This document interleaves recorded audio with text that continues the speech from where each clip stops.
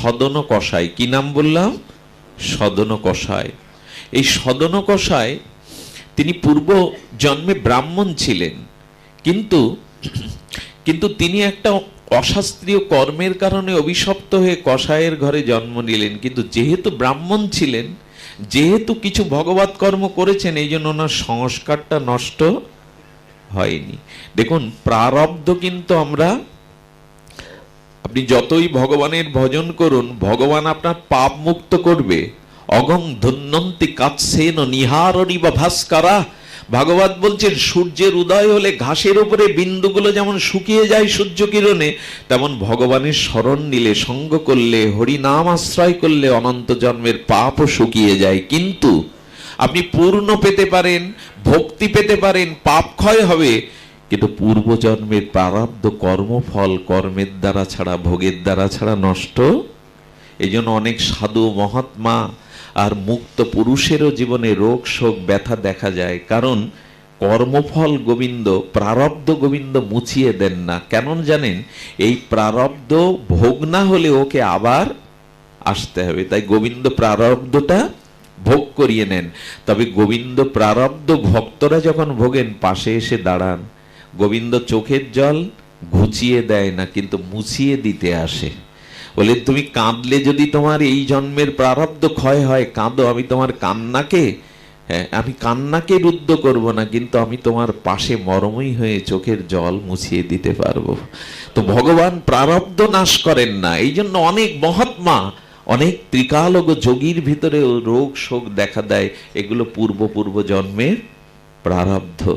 তো উনি প্রারব্ধের কারণে, একটা অন্যায়ের কারণে উনি আজ কসাইয়ের ঘরে জন্মে। কসাইয়ের ধর্ম কি?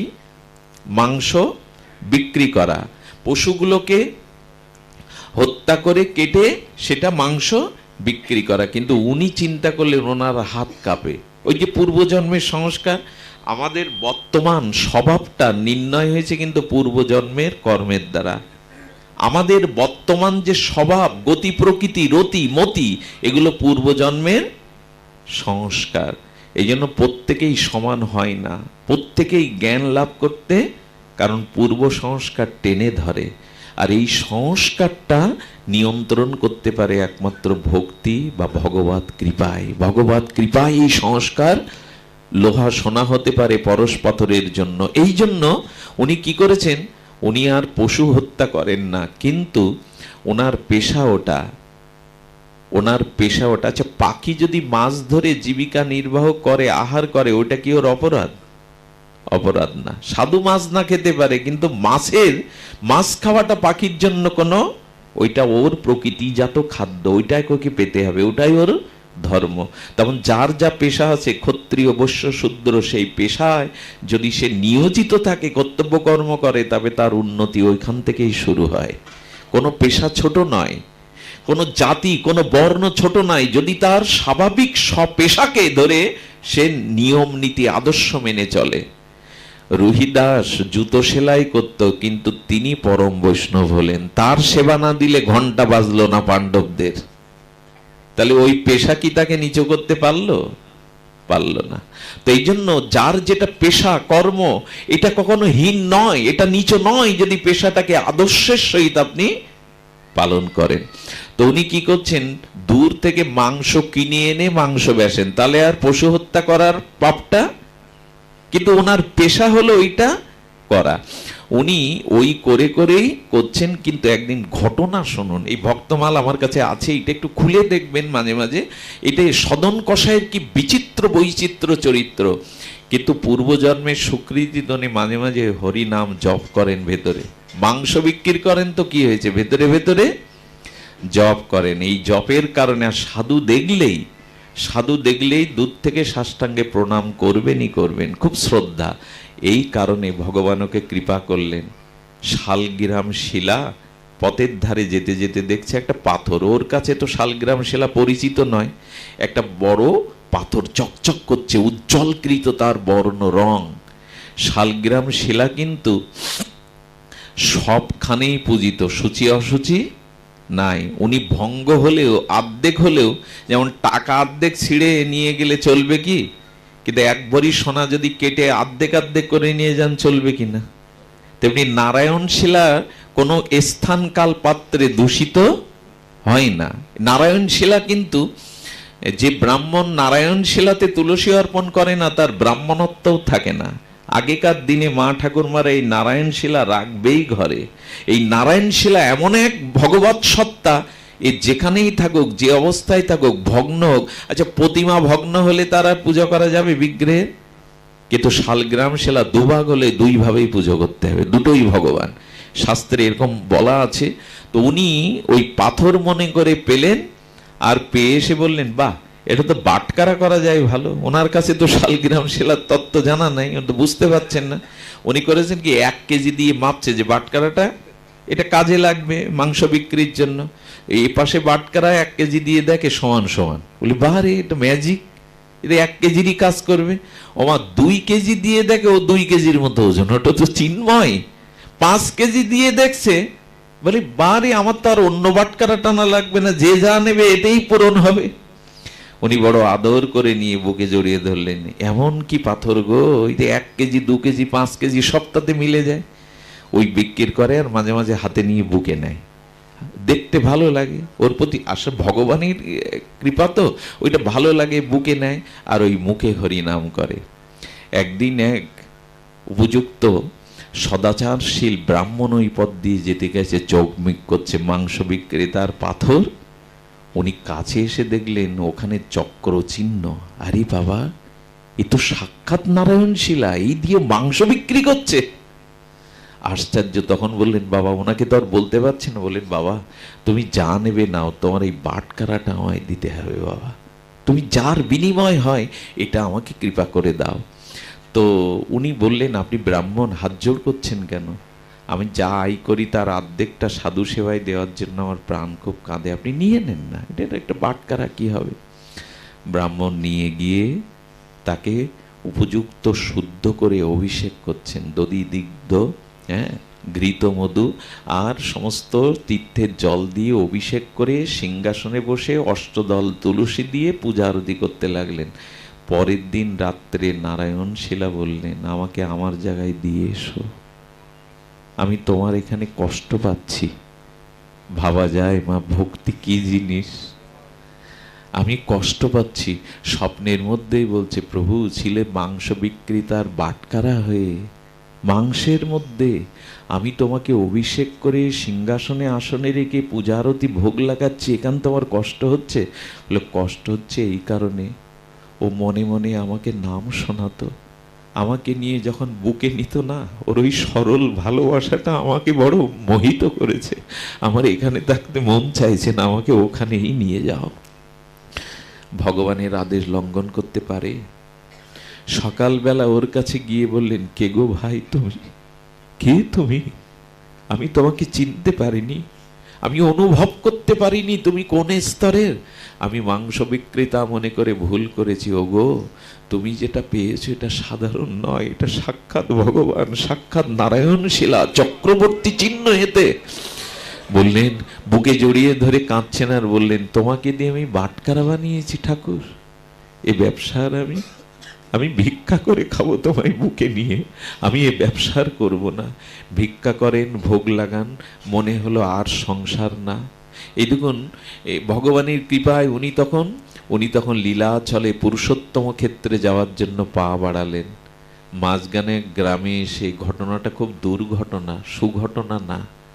মাঝগানে গ্রামে এসে উনি তো ভজন করেন, পূর্ব জীবনে ব্রাহ্মণ ছিলেন। ওনার যৌবন, দিক্ততা, সৌন্দর্য দেখে এক নষ্টা রমণী, স্বামী পতিভ্রষ্টা নষ্টা রমণী বলল কি, সাধু বাবা, আমার গৃহে আজ আপনাকে থাকতে হবে, আতিথ্য গ্রহণ করতে হবে। খুব ঘটা করে আর কপটতা করে প্রণাম করে নিয়ে গেল। রাত্রে কি করেছে জানেন? গভীর রাত্রে এসে বলছেন, আমি নিবেদন করছি, আমাকে আপনি গ্রহণ করুন, আপনি আপনার রূপে গুণে মোহিত, আমাকে আপনাকে গ্রহণ করতেই হবে। উঠে বলছে, মা, এটা কি প্রস্তাব সন্তানকে, এটা তুমি করতে পারো না। বলছেন, আমি একটা জিনিস বলি, কাম যখন ভেতরে আসে না, পৃথিবীর সেই মানুষ হেন কাজ নাই গর্হিত যে সে করতে কামনা যেই আসে না বুদ্ধিভ্রষ্ট হয়ে যায়, বুদ্ধিটা আর কাজ করে না। যখন বলছেন তোমাকে মেনে নিতেই হবে, আমার উদগ্র বাসনা তোমাকে পূর্ণ করতে হবে, উনি বললেন আমি মরে গেলেও এটি করতে পারবো না, আমি তোমাকে মায়ের দৃষ্টিতে দেখি। কি করলেন জানেন? ওই কামনার বশবর্তী হয়ে বুদ্ধিভ্রষ্ট ওই পাথর দিয়ে নিজের স্বামীকেই হত্যা করলেন, করে দরজার খিল দিয়ে চিৎকার করতে লাগলেন। লোকজন জগড় করে বললেন আমার স্বামীকে মেরে আমাকে ভোগ করবার জন্য আমার ঘরে ঢুকেছে। উনি মনে মনে হাসছেন, বলছে জগন্নাথ এটাও আমার প্রারব্ধে ছিল, আমি হাসি মুখে মেনে নিলাম। ভজন করলে কি হয় জানেন? সে ভেঙে পড়ে না, মানসিক রোগগ্রস্ত হয় না, অনুকূল প্রতিকূল প্রত্যেক পরিস্থিতি সে অনুভব করে এটাও তোমার দান, এটাও আমার কর্মফল শোধ হচ্ছে প্রভু, আমি হাসি মুখে মেনে নেব। সঙ্গে সঙ্গে বিচার করে ওই গ্রামের বিচারক তার দুটো হাত কেটে নিলেন, নে বললেন সাধু বেশে এই অন্যায় করেছ, তোমাকে আমরা কারাগারে দিলাম না, দুটো হাত কেটে নিল। বললেন আমার জগন্নাথেরও হাত নেই, আমিও যারে ভালোবাসি আমিও তার মতো হই। ভক্ত হলে এটা পারে, ভক্তি থাকলে না প্রতিকূল অবস্থার মধ্যেও ভগবানের কৃপাকে ভজন করার এটাই তো মহিমা। ভেঙে পড়ে না তারা, শেষ হয়ে যায় না। নমে ভক্তা প্রণশ্যতি, আমার ভক্তের বিনাশ, সে ভেঙে পড়ে না। সংসারে অন্তত ভালো থাকার জন্য ভগবানের ভজন করা দরকার, বিপদকেও সম্পদ মনে হয়, ভজনের মহিমা এটা। তো উনি যখন পুরীতে যাবেন, হাত দিয়ে রক্ত, ব্যান্ডেজ দিয়ে রক্ত পড়ছে, জগন্নাথের বড় করুণা হলো, পাণ্ডাদের বলল পালকি নিয়ে যাও, আরতি বরণ ডালা নিয়ে যাও, আমার পরম ভক্ত আমার কাছে আসছে, তার পথে কষ্ট হচ্ছে, যাও পালকিতে বরণ করে তাকে নিয়ে এসো। আহারি, সদন কষায়ের জন্য জগন্নাথ পালকি পাঠিয়ে ক্ষান্ত, উনিও পেছনে পেছনে চলে আসছেন ভক্তকে নেওয়ার জন্য। বন্দনা করালো, আরতি করালো, বললো জগন্নাথ পালকি পাঠিয়েছে, উঠুন আপনি।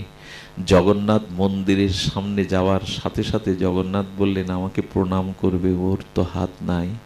ভগবান সঙ্গে সঙ্গে আবার আগের মতো দুটো হাত তাকে দান করে দিলেন, দুটো হাত তাকে দান করে দিলেন। মন্দিরে প্রণত হলেন। জগন্নাথ প্রশস্তি আকারে বললেন আর কোথাও যেতে হবে না, তুমি আমার কাছেই থাকো। এই হলো ভক্তির প্রাপ্তি, এই হলো ভক্তির গতি।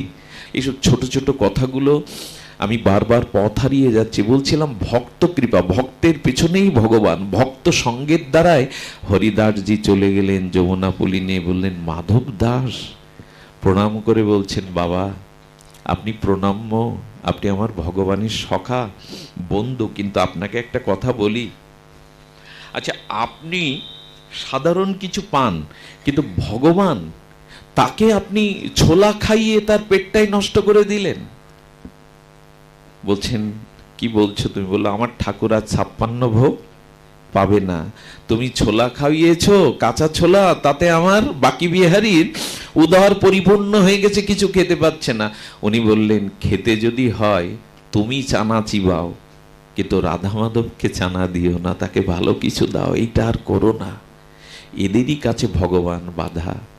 এরকম নিষ্কিঞ্চন ভজনানন্দী অনিন্দুক সাধু সঙ্গ যতদিন না হবে না, ততদিন আমাদের চিত্ত মার্জিত হবে না, আমাদের চিত্তে ভক্তির এটা ছোঁয়াছে রোগ।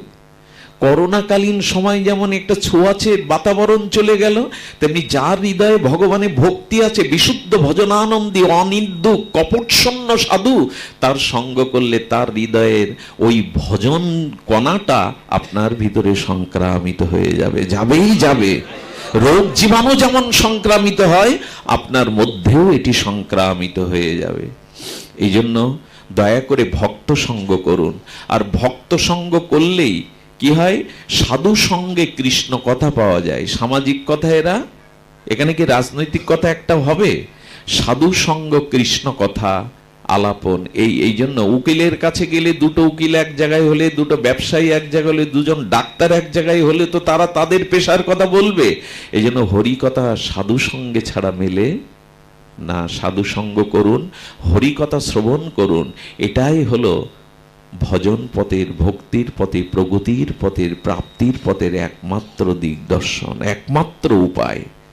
সাধু সঙ্গের কথা মনে পড়ল, মনে পড়লো মানে এটা খুব প্রসিদ্ধ একটা সত্য ঘটনা, শুনুন তাহলে, প্রাণ জুড়িয়ে যাবে। সাধু সঙ্গের মহিমাটা কিভাবে ব্যক্ত করেছেন পুরাণে। ঘটনাটা হলো, এক জঙ্গলের মধ্যে দ্বাদশ মানে 12 জন দস্যু, তারা দস্যুবৃত্তি করে পাহাড় জমিয়েছে সমস্ত সম্পদের। তো আজকে জমিদার বাড়ির মেয়ের বিয়ে, কালকে আজকে গয়না টাকা পয়সা আনা হয়েছে, ওই বাড়িতেই টার্গেট। এই 12 জন দস্যু সন্ধ্যাবেলায় কার কি ডিউটি, কারণ ডাকাত যারা করে তাদের এক একটা, কেউ সেন্টিতে থাকবে, কেউ তালাটা ভাঙবে, থাকে না বাবা। ওরা পরিকল্পনা করতে করতে দেখে তালা ভাঙার যিনি সদস্য তিনি আজ অসুখের কারণে আসতে জানিয়েছেন, আমি যেতে পারবো না। বলেন এটা জমিদার বাড়ি, বন্দুক আছে, সেনা টেনা গার্ড আছে, আজকের এখানে একজন অবরাগলে যদি ধরা পড়ি শেষ, আর যাওয়া যাবে না। হঠাৎ করে বুদ্ধিমান একজন দস্যুর মধ্যে বলছেন, আচ্ছা আমি এই প্রতিদিন যখন আসি আমাদের আস্তানায়, দেখি এক কুটিরের ভিতরে একজন বসে বসে জব করে, তাগড়া যুবক, বেশ শরীর স্বাস্থ্য, ওকে কাজে লাগালে হয় না? বললেন ওকে তো কাজে লাগানো যায়। বন্দুকের নল ধরে ডেকে এনে বলল কি, তোমাকে সেন্টিতে থাকতে হবে, আজ আমাদের সাথে ডাকাতি করতে হবে, রাজি না হলেই যে পিস্তল যদি বন্দুক যদি ছোঁয়ায়, বলে প্রাণটা তো আগে বাঁচায়। তো বললেন ঠিক আছে আমি যাব। ডাকাতি হলো। ভোরবেলা যখন সম্পদ ভাগ করে ওর টাকা পয়সা ওকে দিচ্ছে, এই ধর্ম ওদের আছে, টাকা পয়সা দিচ্ছে, তখন বলে এগুলো আমি নেব না, আমার গুরু মহারাজের নাম করে হরিনাম করে আমি ভিক্ষা করে 2-3 বাড়ি যা পাই তাই ফুটিয়ে পাই, এগুলো তোমরা ভাগ করে নাও, আমার প্রয়োজন নাই। হঠাৎ করে যে ওকে ডেকে এনেছিল সে সর্দারকে বলছে, একটা জিনিস লক্ষ্য করেছেন, আজকে ডাকাতি করতে গিয়ে আমাদের ভিতরে খুব বেশি ভয় সন্ত্রস্ত আমরা, আর নির্বিঘ্নেই কাজটা হয়ে গেছে। এই ঈশ্বর ফিশ্বর ডাকে, এর কোনো অলৌকিক কিছু হতে পারে। সর্দার একে রেখে দিলে হয় না, একে রাখলে হয় না সাথে, একে নিয়ে গিয়ে আজকে আমরা কোনো উদ্বিগ্ন হয়নি। সর্দার বলছে ভালো কথা বলেছি, তো লোভও নেই, সোনা দানা পেয়ে বলছেন আমি ভিক্ষা করে খাই, এগুলো প্রয়োজন নেই, এই তোমাকে থাকতে হবে। সাধু তো বোকা না, ভগবানের ভজন করে তো ওর মাথায় অন্য বুদ্ধি এসে গেছে, যদি এদের ফেরাতে পারি প্রভু, তোমায় দায়িত্ব তো দিয়েছ। বলেন আমি রাজি আছি, আমি তোমাদের সাথে রাজি আছি, মাস 30 দিনের আমি 29 দিন তোমাদের সাথে ডাকাতি দস্যুতা করব, কিন্তু একদিন আমার আজ্ঞা অনুযায়ী, আমার উপদেশ অনুযায়ী তোমাদের চলতে হবে, রাজি থাকো তো আছি, নাহলে মৃত্যুকে আমি ডরাই না। ডাকাত সর্দার এসে বলছে আরো বোকা, 29 দিন আমাদের সাথে, আরে চাকরি যারা করে তারাও তো সাপ্তাহিক ছুটিতে ভোগ করে, আমরা একদিন ছুটি কাটাবো ওর সাথে, বোকা রাজি। 29 দিন ডাকাতি হলো, দস্যুবৃত্তি হলো, সোনা দানা টাকা পয়সা জোগাড় হলো, কালকে ওর দিন। আচ্ছা তুমি বলো কি কি সূচিতে আছে সকাল থেকে? বলো সকাল না, কাল ভোরে উঠতে হবে তোমাদের। আর তোমাদের আস্তানায় তো আমি ছিলাম, আমার আস্তানায় কাল সকালে যাবে, কাল সকালে ভোরবেলা যাবে। কি করেছে জানেন? ভোরবেলা যাওয়ার পরে দেখছে একজন পরামানিককে রেখেছে, ক্ষৌর কর্ম নরসুন্দরকে। বললেন এগুলো কেন? বলে এখন আজকের দিন আমার, 29 দিন আমি তোমাকে তো কথা দিয়েছ, আজকে তোমাদের এই চুল দাড়ি ক্ষৌর করবে ও, মাথা মুন্ডন করে। ডাকাত গোপে হাত বুলোচ্ছে, ওদের তো ওগুলো বাহার, বলে এইগুলো কাটলে। বলেন সর্দার মেনে নিন, ও তো একদিনের জন্য বলেছেন, আবার ওটা গজাবে। আচ্ছা ক্ষৌর কর্ম করা হলো, সরোবর থেকে, জঙ্গলের সরোবর থেকে স্নান করিয়ে আনা হলো, ওদের দাদা সঙ্গে রাধাকুণ্ডে তিলক করে দিলেন, ধুতি পরিয়ে দিলেন, আসন পেতে বসতে দিলেন, আর বললেন তোমরা এখানে বসে বসে অন্তত 108 বার আমার এই ভগবানের নাম তোমরা জপ করো, শ্রদ্ধা না হলেও রুচি না হলেও করো। এই নাম যখন জপ করছে, ওদিকে কি ঘটেছে জানেন? ও সারাটা রাত কেঁদেছে, হে রাধা মাধব, আমি যদি তোমার নাম, তোমার চরণে আমার কিঞ্চিত ভক্তি থাকে, আমি আমার ভক্তি ওদের দান করলাম, ওদের পথ দেখাও, ওদের সুমতি দাও। আপনারা জেনে রাখুন, আপনার অজান্তে অন্তরালে কোনো ভক্ত যদি আপনার জন্য এরকম প্রার্থনা করে না, সঙ্গে সঙ্গে ভগবান সেই প্রার্থনা তিনি মঞ্জুর করে নেন। ভক্তের আশীর্বাদ, শ্রীগুরু করুণা। হরিদাস ঠাকুরের আশ্রমে বেনাপোল পাটবাড়িতে লক্ষ্য হীরার মতো পতিতা গেল, কোনো কথাই হয়নি হরিদাসের সাথে, ইশারায় বসতে বলেছে, চলে গেছে। 3 দিনে একজন পতিতা বৈষ্ণবী হয়ে গেল। কি করে গেল জানেন?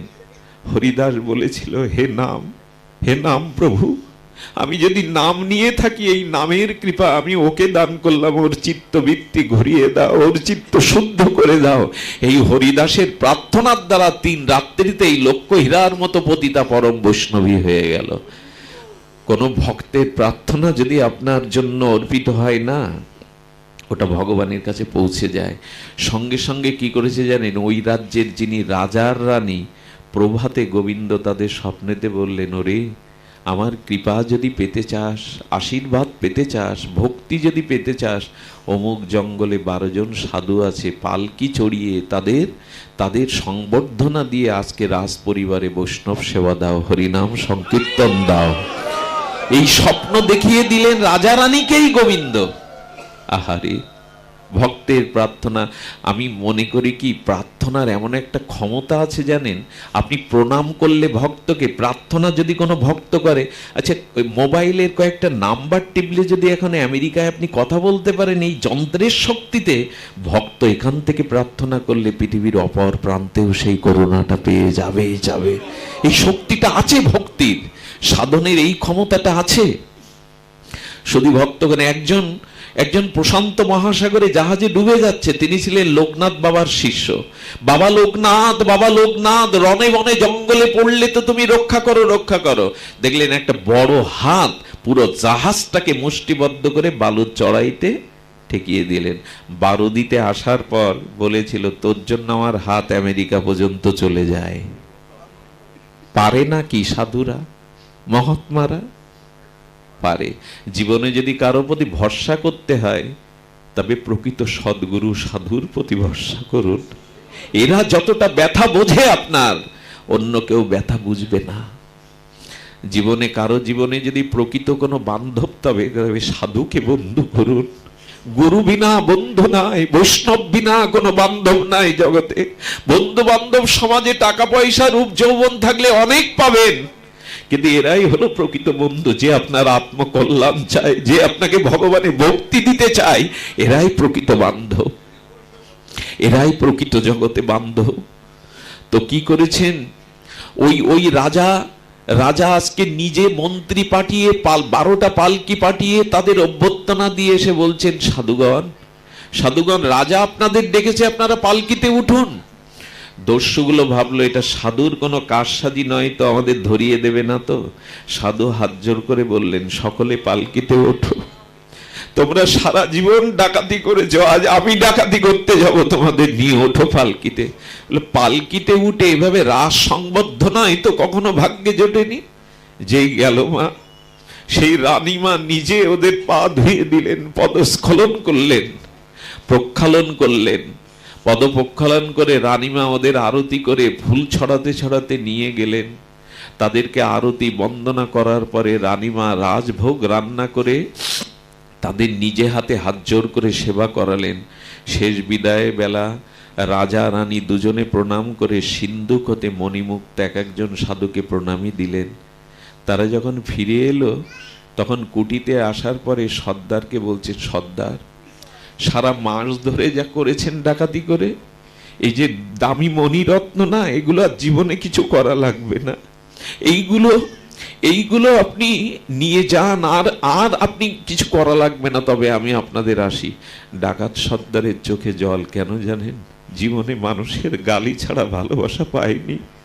আজ রানী পা ধুয়ে দিল, আঁচল দিয়ে মুছিয়ে দিল, নিজের সেবা দিয়ে সংবর্ধনা দিল। জীবনে কখনো তো এই প্রাপ্তি, এই সম্মান, এই ভালোবাসা পায়নি।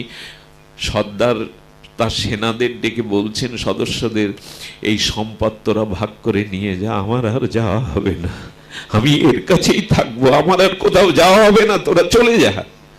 সর্দারদের সদস্যরা বলছেন, সর্দার, আপনাকে নিয়েই আমাদের সব, আপনি যদি থাকেন আমরাও ফিরে যাব না, আমরাও এর সাথে থেকে যাব। আচ্ছা আচ্ছা বাবা, পরশ পাথরের স্পর্শে লোহাটা সোনা হলো, এই লোহাটা যদি পাপীর ঘরের লোহা হয়, জরাজীর্ণ লোহা হয়, কোন নিচু ঘরের লোহা হয়, পরশ পাথর নিচু ঘরের বলে, জং ধরা বলে কি সোনা করবে না? তেমন যেমনই হই পাপী তাপী, প্রকৃত বৈষ্ণব সঙ্গ হলে, প্রকৃত মহতের সঙ্গ হলে পরশ পাথরের মতো তার জীবনটাও সোনা হয়ে যায়, তার জীবনটাও সোনা হয়ে যায়। এই জন্য মহাপ্রভুও স্বয়ং ভগবান হয়ে রায় রামানন্দের কাছে কৃষ্ণ কথা শুনতে যেতেন গদাধর পণ্ডিত গোস্বামীর কাছে। মহাপ্রভু চোখের জলে ভাগবত শুনতেন। এই জন্য সাধু সঙ্গে হরিকথা, শিল গুরু মহারাজ বলেছেন, সাধু সঙ্গ হরিকথাই ভক্তি লাভের একমাত্র উপায়। ভক্তি প্রাপ্তির উপায় হলো সাধু সঙ্গে হরিকথা। সাধু সঙ্গ হরিকথাই পারে আমাদের এই শুদ্ধা ভক্তি দিতে।